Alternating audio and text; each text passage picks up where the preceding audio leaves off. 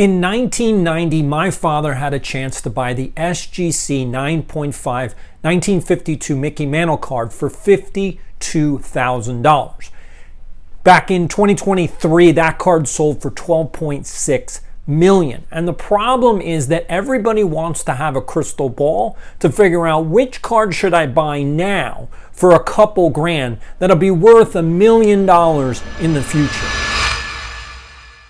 The problem is that none of your cards are going to the moon like that. And that's the issue that I see in the hobby. And it kind of became clear to me because I've put up about $7,000 worth of cards on Veriswap. And so I've been looking at cards that I want to trade for. Now, let me just give a little caveat to that. When you look for cards that you are looking for, remember, it's about your collection and the things that you like. If all you're doing is looking for cards of value, again, you don't care about the cards, you only care about money and value, you're going to get screwed 9 times out of 10. Yes, you will get lucky, but most of the time you're going to screw yourself. And the reason why is because you don't really understand the card market. You don't really understand why cards have value or not. So here's the psychology behind what I say is the problem, that modern cards are going to crash in the next couple years. And this is the reason why. All of you, I've put out probably 4 videos on Mike Trout. The last one, which is this the end of Mike Trout's career? And most of you really have a problem with that because you love Mike Trout. Now, I have nothing against Mike Trout. I just look at things objectively.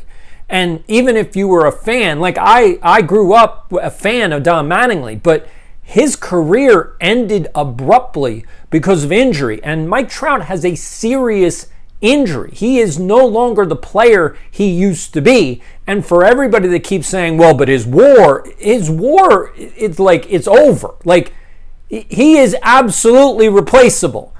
He's absolutely replaceable. I'm sorry, there are tons of players that you would trade Mike Trout for right now. He is not the best player in baseball. And that's my point, is that it's not about fandom. It's not about, oh, I love Mike Trout, therefore he's always the greatest. No. His career is over. And so when I started to look at, well, why are these cards, and here are a whole bunch of cards on Veriswap. Again, these are the prices that people have set in terms of trade value. And look at all of these modern cards. Now, I did a filter between $2,000 and $3,000, okay? Just so you can see how warped this market is. All of these modern cards are, again, supposedly worth $2 to $3 grand. But here's what Mike Trout's rookie card is worth. I mean, I'm sorry. You can see it. His rookie card is worth less than $1,000. His rookie card. That's a PSA 10. So if Mike Trout, the greatest baseball player in our lifetime, is only worth about $1,000 in a PSA 10 for his rookie card, then how on earth are any of these modern ridiculousness cards worth more than that? Which means that it's all a balloon. You have to be careful. This is a balloon. This is marketing. This is hype. And the hype will go away because the hype has to chase new. So any card that you're going after, all these case hits that are worth, let's say, again, $2 to $3 grand, they're not, but they say that they are. They won't be worth that in the future. And that's all I have to tell you, is just be careful. If you want to lean into the FOMO, if you want to lean into, oh, I got to get the case hit, trust me, be patient. Take a deep breath. Be patient. These cards are not going to be worth as much in the future. They're all going down. They're all going down. The only cards that are going to retain value, and I'm sorry to tell you the secrets of the hobby, but the only cards that are going to retain value are those Logo Man patches and any very rare RPAs. That is it. That's basically modern collecting in a nutshell. If you don't have those modern day patches with autographs, you don't have valuable cards. It doesn't matter what people are doing right now. And in fact, you should probably know that. Like, okay, I know that these cards are not going to be worth more in the future. Therefore, let me get rid of them now while they have value in the marketplace. Again, while people actually want these cards now, let me get rid of them. Let me get back whatever I'm looking for now. Don't hold on to your cards. Anytime someone tells you to hold on to your modern cards, they're screwing you. I'm telling you, get rid of your modern cards as quickly as possible. If you're doing breaks, if you're opening boxes, if you get a big hit, again, a hit, get rid of it immediately. Do not hold on to it. It's not going to be worth more in the future. It's going to be worth less.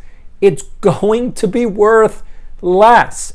Again, look at these lists. Okay, this is on Veriswap. Now I have about $7,000 worth of cards. If you want to get free $15 in trade credit, you can use my code. This video is not sponsored. Again, not sponsored. Just use my code. You get $15 in free trade credit. And I believe Veriswap gives you another free trade. So you can actually get 2 trades off of this code, which is awesome. I would love for you to go find my account. If you do, all you have to do is enter in the 1991 David Cone. That's it, 1991 David Cone, and you will find my account because I'm the only one that's posted a 1991 David Cone. And that way you will see my account. You can see my cards. I'm fielding offers. I'm trying to do a top-end trade first. So I just did an offer. I offered a Joe DiMaggio 1951 Burke Ross full panel. I think it's an SGC 5, so that's a high grade for a vintage card. And I just offered it for a 1, a PSA 1 1951 Mickey Mantle Bowman. Hopefully, again, in terms of dollar amount, it's the same. The question is, does the collector want the Joe DiMaggio? I don't know. Again, same time, same year, so a 51 Bowman for a 51 Burke Ross. It's a Joe DiMaggio for a Mantle. Again, it becomes preference at that point, but that's the trade that I'm doing. And so it's about a $2,000 card for about a $2,000 card. So again, we're talking even. I don't know if the collector actually wants that card. Now, if you want to propose trades to me, please do so. If I reject them, it may not be because I don't want to do the trade. Send me a message. I want to build relationships with you. I want to actually be able to do more trades. And I encourage everyone to put up your lower end stuff. Put up your vintage stuff. Put up your junk wax stuff. Stop hoarding your cards. Put them all up. But just be careful with your modern stuff because it's all going to come down. As soon as 2026 rolls around, and here's the last point. As soon as 2026 rolls around, Fanatics is going to basically go deep into marketing. Like, you think they've done marketing, they have not. They're going to go even deeper into marketing on these newer cards. Again, modern, like this year, 2026 product.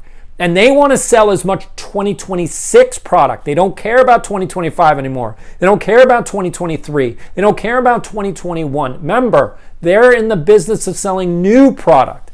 And the only way they can sell new product is to do heavy marketing, which means the hype machine is going to pump the newer cards so far through the roof that the cards you're holding are going to come down in value. In fact, they might come down fast, like fast. So you have a short window. You have from now to the end of the year to basically move your new product as fast as possible. Get into the cards that you actually like. I'm just telling you, get into the cards you actually like. Don't hold on to cards you don't like. Don't hold cards because you think they're worth money. That's the bad way of doing this. Get the cards you like and get out of the cards that have value as quickly as possible. Use that value to get the cards you like. That's the only recommendation I have. Hopefully you enjoyed that. Here's a little bit of housekeeping. So the schedule, so obviously we have this video today. I'm going to be off tomorrow and Tuesday for the Jewish holiday. There is a special interview coming on Wednesday. You don't want to miss this one. You do not want to miss this one on Wednesday. This is a huge interview for the hobby. You're going to love it, and I can't wait to see you on Wednesday. Again, Happy New Year to all of my Jewish fans. If not, again, thank you for joining. This is the channel for sports, sports cards, and life. This is Doc saying, I'll see you on Wednesday.